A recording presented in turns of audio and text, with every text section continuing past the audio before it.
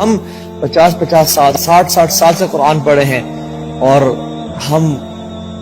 گناہ بھی کر رہے ہیں اور سود بھی کھا رہے ہیں اور جھوٹ بھی بول رہے ہیں اور دھوکہ بھی دے رہے ہیں اور آنکھوں کا زنا، ہاتھوں کا زنا اور کانوں کا زنا بھی کر رہے ہیں، اور ہمیں اور رمضان میں بھی قرآن ختم کرتے ہیں اور تراویح میں بھی قرآن پڑھتے ہیں اور سنتے ہیں، لیکن ہمارے دل میں فرق ہی نہیں پڑا۔ یہ جو دل ہے نا، یہ دل ہمارے خراب ہو چکے ہیں۔ واللہ ان دل کی کتھارسس کی ضرورت ہے، بالکل ٹیوننگ کی ضرورت ہے کہ ہم ان دل کو واپس پہ ریویمپ کریں اور ان کو دیکھیں کہ ہمارے دل کہاں پہنچ چکے ہیں۔ قرآن یہ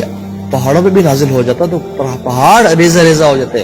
ہمارے دل کیا پہاڑوں سے بھی سخت ہے؟ پتھروں سے، پہاڑوں سے بھی اشد قسوہ، کیا ہمارے دل پتھروں سے بھی سخت ہے؟ اور ہم اتنے سے قرآن پڑھ رہے ہیں پھر بھی ہم اللہ کے علاوہ لوگوں سے،